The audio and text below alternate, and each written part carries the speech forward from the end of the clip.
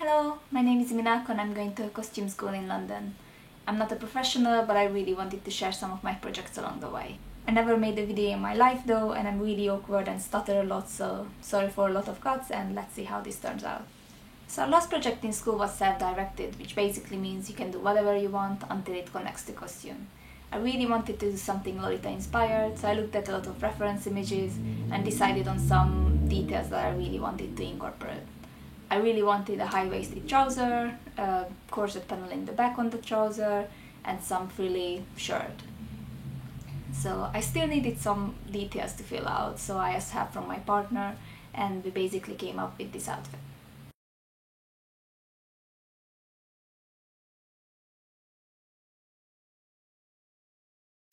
So yeah, the first thing I had to do is to realize these patterns, and I'm not gonna lie, I think it took longer than actually making the trousers.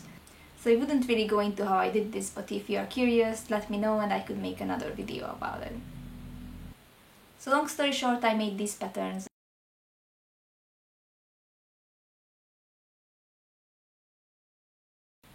I wouldn't really recommend using them because I had to alter them quite a bit for the finished product, but in case you were wondering, this is exactly the pattern I've cut out.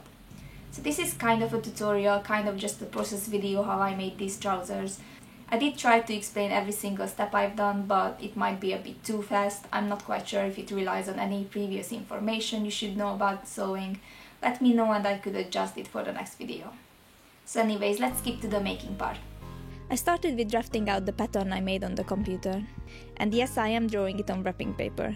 It was during lockdown and it kind of worked, so I didn't really bother. After all the pieces were drafted, I transferred them to fabric.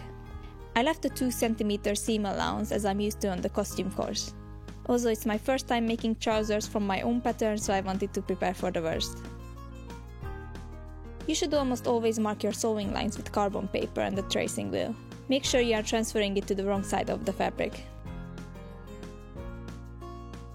Now I ran into a quite unique problem, but I wanted to mention it in case it ever happens to you. The fabric I ordered turned out to be really thin, and because of the lockdown there wasn't really a solution to get another order in time.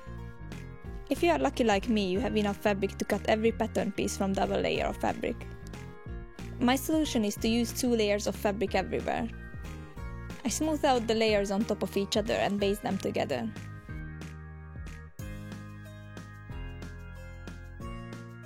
I'm mark stitching my sewing lines to be able to see them from both sides. After I prepared all the black panels for sewing, I'm cutting out the white strips for the side seam panel. They also seemed a bit too thin, so I just used double layers and basted these together too. I marked the sewing lines with carbon paper and sewed them together. I'm just quickly sewing all the pieces together to be able to try it on. This is usually not the proper order, but I never made a pattern on my own, so I was very afraid it wouldn't fit.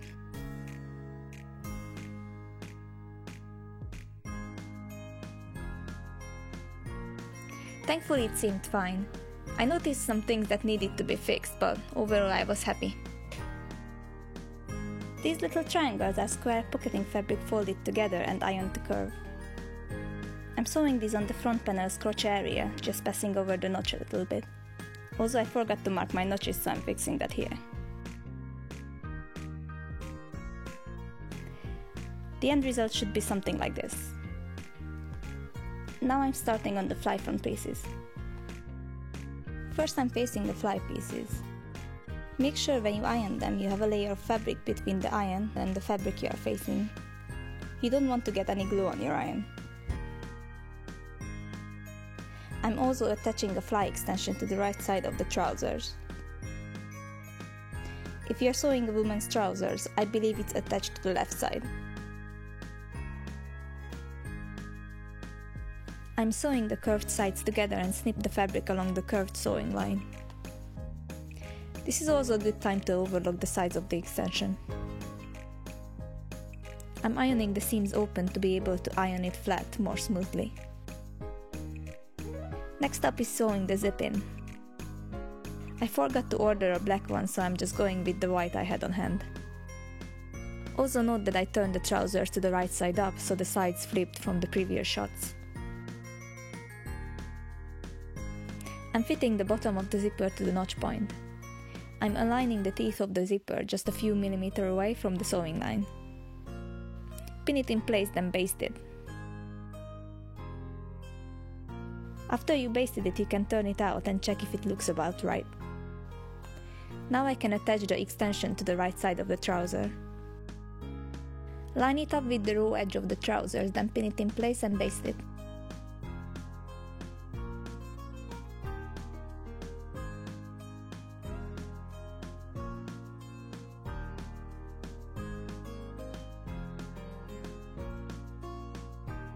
Now it's time to machine it, but only until the notch point. I went over a tiny bit, so I'm unpicking it. I'm snipping the seam allowance on the notch point.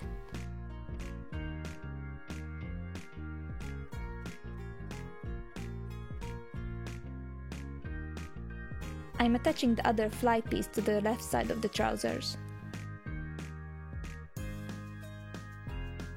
I'm also sewing until the notch point and snip the seam allowance.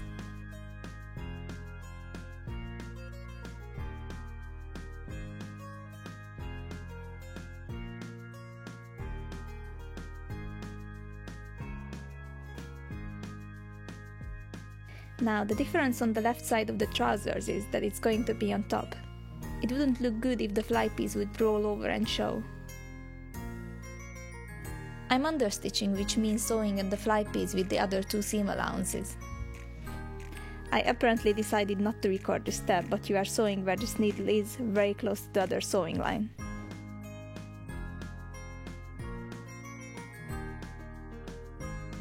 It's time to sew the crotch together. From the notch point to almost the end of the crotch, sew on the mark stitches. I'm pinning everything together neatly to make sure it matches up.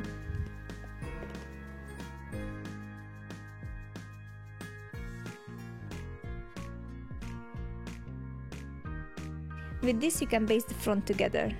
I'm making sure that the mark stitches match up.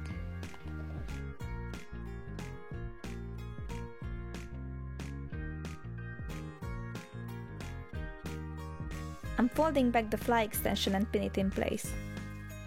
After that, turn the fly front over like this and, keeping the zipper as flat as possible, pin it, then paste it to the fly piece.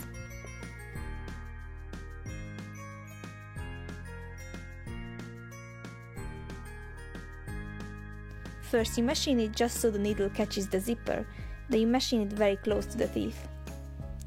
This way the zip won't slip out of place. Now fold the extension on the fly piece and mark if there is any excess fabric under. It looks much nicer if the fly piece is shorter, so cut it and overlock it. Now pin the extension out of the way again to stitch on the front of the trousers. I just used my original pattern to draw a nice curved line to the notch point. Machine it, still making sure that it's not catching the extension. And with this the zip is done.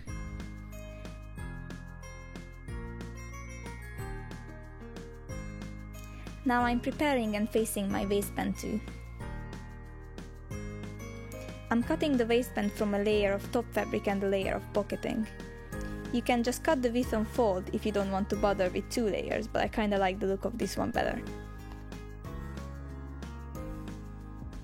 Machine the two layers together on the edge of the facing, then iron it and understitch the pocketing to the seam allowances. Now you can fold it out and, facing the right side of the fabrics together, pin it and machine it along the edge of the facing to the mark stitches.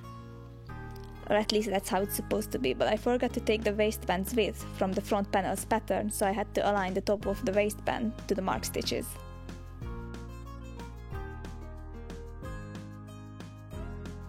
So basically, instead of this, the pattern should have been like this.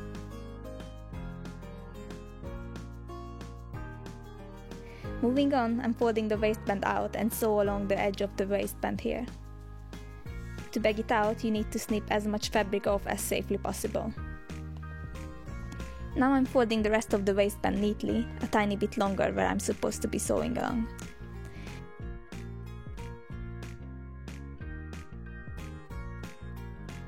I'm sewing right in the seam, making sure I'm catching the folded fabric in the back. Repeat on the other side and the waistband is all done.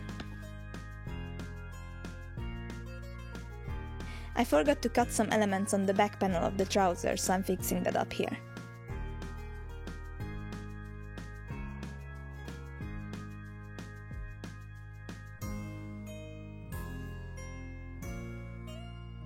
Now I'm drafting the facing for the back. From this point the trousers won't be attached to the side seam, so I'm facing it. I'm basically just tracing the pattern a bit below the point it separates from the side seam and sew it together in the middle.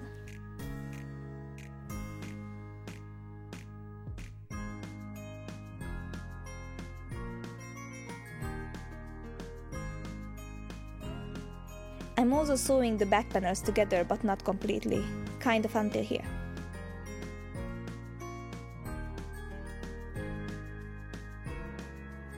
I'm pinning it nicely together, lining up the middle seams perfectly.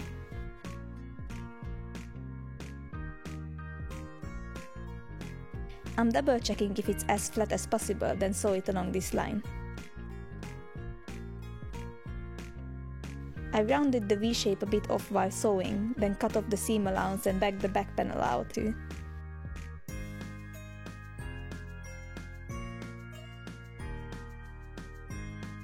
Also, don't forget to clip in the seam allowance on the curve.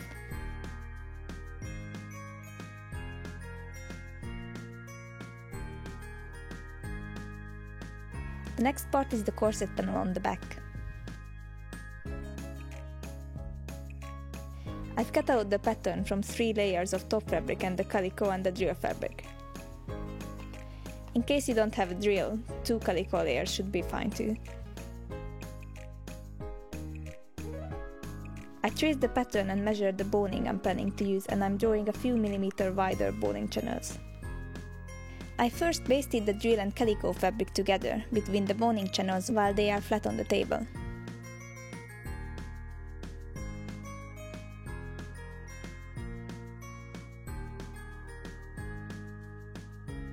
First I'm machining the channels together.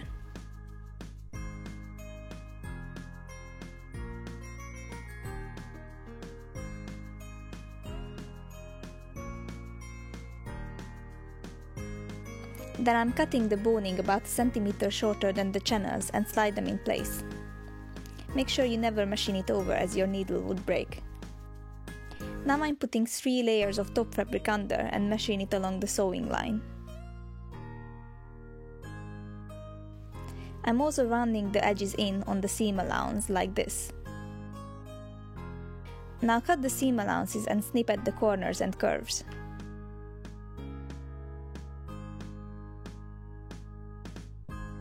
Now it's ready to be backed out. As a final touch, machine a line parallel to the edge, a centimeter or 2 away, where you are going to punch the eyelets.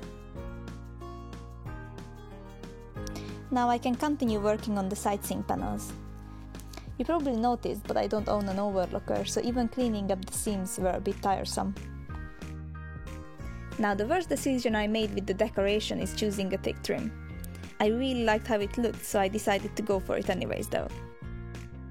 I had to sew over the trim twice before even cutting it, since it's braided and would have fallen apart. This process is really not time efficient. But since I already started it, I went along with it and slowly but surely had every trim in place. Now I can continue working on the side seam panels.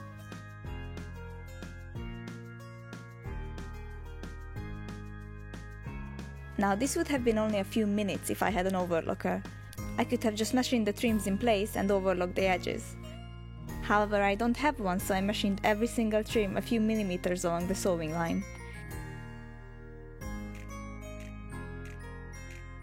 This is to make sure it won't unravel when I cut the ends off. Fast forward about a day and it's done.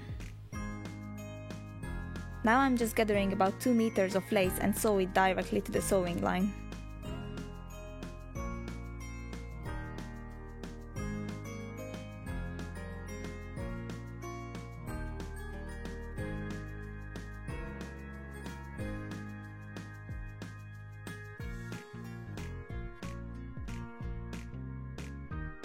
I also prepared facing for both sides of the white panels.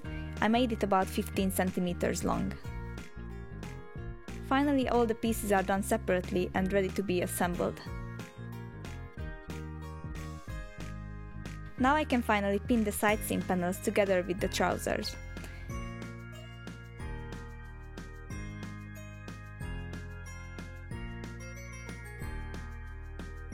And this is where the facing is going to go.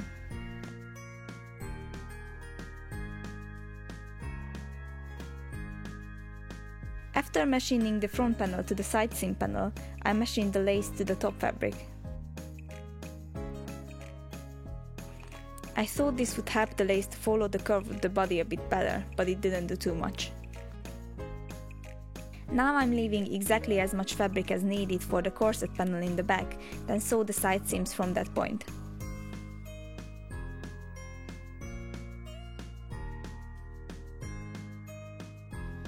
Only after this did I sew the facing on the top.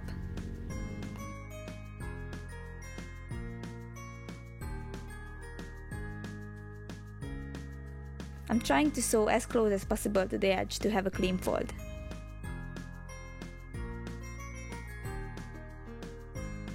I pinned it in place, then hand sewn it to the seam allowance.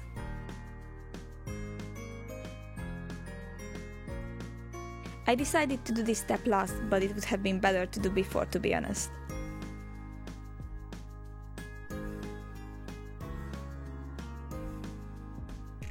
I'm slotting the eyelets in with this hole punch and eyelet plier.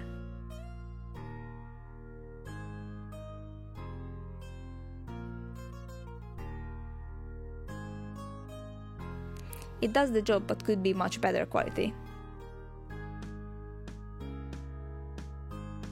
First, I'm sewing the inside seams together, then the crotch.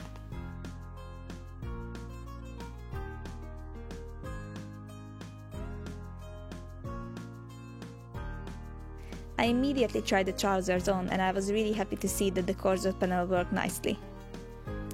I noticed some problems, however, like the sides were a little bit wonky. I took some centimeters inch from the inside of the back panel, and it seemed to make it straight again. I also had some trouble with the side seam panel. It ended up being a few centimeters shorter. I'm assuming that it shrank by ironing since I didn't pre-wash it. I didn't have the time to take a video of how I made the hem, because my deadline was very close. It is very similar to the waistband process, however, except that this one is a tube. So this is how it looks in all its glory.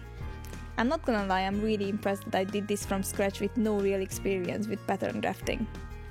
I can definitely see my mistakes too, however, and there was a lot I learned by making it. Trousers were always my weak point. I only really made 2 in my life, and I wasn't really impressed with either of them. I would definitely rethink how I go about the high-waisted trousers next time, especially about the fabric choice. This one is not a really comfortable wear with this double layer of cotton that gives almost no stretch at all. I'm also a bit sad that I didn't have a black zipper at hand, as this white shows a bit more than I thought it would.